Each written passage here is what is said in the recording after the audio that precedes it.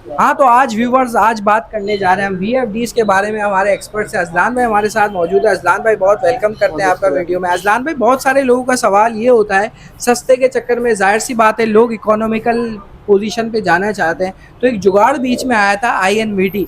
मतलब ये जिनको हम टॉर्क के लिए कम करने के लिए वेरिएबल फ्रीक्वेंसी डिवाइसेस जिनका इस्तेमाल होते हैं हाँ। अक्सर पानी निकालने के लिए, तो सस्ती होती है जाहिर सी बात है रेट वगैरह में, ना तो इनमें बैटरी बैकअप मौजूद होता है। लोग जुगाड़ में इसको इस्तेमाल कर रहे थे, तो क्या ये इस काबिल है कि इसको इस्तेमाल कर सकते देखिए, सबसे पहले अगर बात करें तो जो वीएफडी का काम है हमें उसको समझना पड़ेगा। वीएफडी जो है वो वेरिएबल फ्रीक्वेंसी डिवाइस होती है, यानी अगर आप घर में जो भी टॉर्क लोड होता है, यानी टॉर्क लोड की जो फ्रीक्वेंसी होती है वो कभी भी सेम नहीं रहती, वो फ्लक्चुएट करती है, क्योंकि टॉर्क उसका नाम होता है जो एनर्जी, रोटेशनल एनर्जी से जनरेट होने वाली जो एनर्जी होती है उसको हम टॉर्क कहते हैं। तो टॉर्क लोड को कंट्रोल करने के लिए इसको इस्तेमाल किया जाता है, और ये जो है 3 फेज के जो भी मोटर्स वगैरह जो भी होती हैं उनमें लगाई जाती हैं। 3 फेज के पंप हो गए, मोटर्स हो गई और पावर प्लांट हो गए। अच्छा, वीएफडी को लोग अक्सर कोशिश ये करते हैं कि इसका काम भी जो है वो बेसिकली होता तो यही है कि वो डीसी को एसी में कन्वर्ट करे, लेकिन लोग क्या करते हैं कि इसी को जो है वो अपने इन्वर्टर वगैरह की जगह इंस्टॉल करके इस पे बोलते हैं कि हम फ्रिज चला सकते हैं, क्या हम एसी चला सकते हैं या बाकी चीज़ें चला सकते हैं, और लोग चलाते भी हैं। लेकिन इसके लिए बेसिक चीज़ आपको जो समझने की ज़रूरत है वो ये है कि जो वीएफडी है इसको लगाएंगे तो इससे जो करंट जनरेट होता है वो करंट कहलाता है पल्स विद मॉड्यूलेशन। जो कि पल्स विद मॉड्यूलेशन जो है वो प्योर साइन वेव और पल्स विद मॉड्यूलेशन दो अलग अलग करंट होते हैं। इन्वर्टर जो करंट जनरेट करता है वो प्योर साइन वेव करंट होता है, और वीएफडी से जो करंट हमें मिलता है ये पल्स विद मॉड्यूलेशन होता है। पल्स विद मॉड्यूलेशन करंट की जो फॉर्म है वो मोटर के लिए, टॉर्क लोड के लिए, वेरिएबल फ्रीक्वेंसीज के लिए तो सही है, लेकिन जहाँ पे कांस्टेंट फ्रीक्वेंसीज होती हैं जैसे कि हमारे घर का लोड जो बाकी चीज़ें होती हैं, वहाँ पे फ्रीक्वेंसीज के लिए जो है वो पल्स विद मॉड्यूलेशन सूटेबल नहीं है। वहाँ पे हमें जो है वो साइन वेव की ज़रूरत होती है, जिसकी वजह से हम इन्वर्टर लगाते हैं जो कि प्योर साइन वेव कहलाते हैं। तो इस करंट की फॉर्म को मद्देनजर रखते हुए अगर आप मुझसे पूछेंगे कि हम क्या अपने घर के साथ लगा सकते हैं वीएफडी बाकी लोड के साथ मोटर के अलावा, तो मेरे तरफ से 100% ना होगी। ये आप सिर्फ पानी की मोटर्स, समरसेबल पंप वगैरह जो 3 फेज के होते हैं उनके साथ इस्तेमाल करें, और जो आप अपने नॉर्मल घर का लोड है उसको आप चलाएं उसके ऊपर, साइन वेव इन्वर्टर के ऊपर। अगर सिंगल फेज की मोटर है, छोटे पंप हैं, तो वो आप इन्वर्टर पे तो वैसे भी चला सकते हैं। ये सिर्फ 3 फेज इन्वर्टर्स वगैरह के लिए यूज़ की जाती है। जाहिर सी बात है प्राइस में सस्ती होती है, लेकिन इसकी करंट की जो फॉर्म आगे पास ऑन होती है वो एक पल्स विद मॉड्यूलेशन करंट है, PWM, ना कि प्योर साइन वेव। तो उम्मीद है आपको इससे क्लैरिटी मिली होगी और समझ आया होगा कि क्या बेसिक फ़र्क है इन्वर्टर में और वीएफडी में। ग्रेट हो गया अजलान भाई, बहुत सारी चीज़ों में फ़र्क पता भी चला है।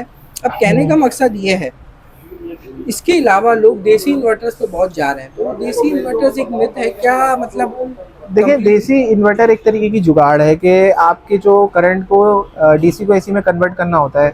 उसमें 2-3 चीज़ें लगती हैं, आईजीबीटी, मॉसफेट्स वगैरह, और इसके अलावा ट्रांसफार्मर होता है, और उसके बेसिक जो होता है वो सर्किट होता है पीसीबी, और उसके अंदर जो है वो बाकी कॉइल वगैरह लगा के किसी तरीके से जुगाड़ से जो है वो करंट को आगे पास ऑन करवाया जाता है, जो कि एक सस्टेनेबल चीज़ नहीं है आगे फ्यूचर के लिए, क्योंकि उसमें ना सेफ्टीज होती, ना उसमें सर्ज अरेस्टिंग होती, ना उसमें प्रॉपर जो है वो PWM इंस्टॉल होते, और ना उनकी क्वालिटी और आईजीबीटीज वगैरह की इतनी हाई क्लास की होती है। वो नॉर्मल जो है वो लोकल कंपनीज के बेसिकली होते हैं, उनमें चीज़ें भी बहुत हल्की गिनती के आईजीबीटीज वगैरह लगे होते हैं, और ना वो उस तरीके से पावर पॉइंट ट्रैकिंग कर पाती हैं जो प्लेट में एक्चुअल में जो है वो अच्छे इन्वर्टर करवाते हैं।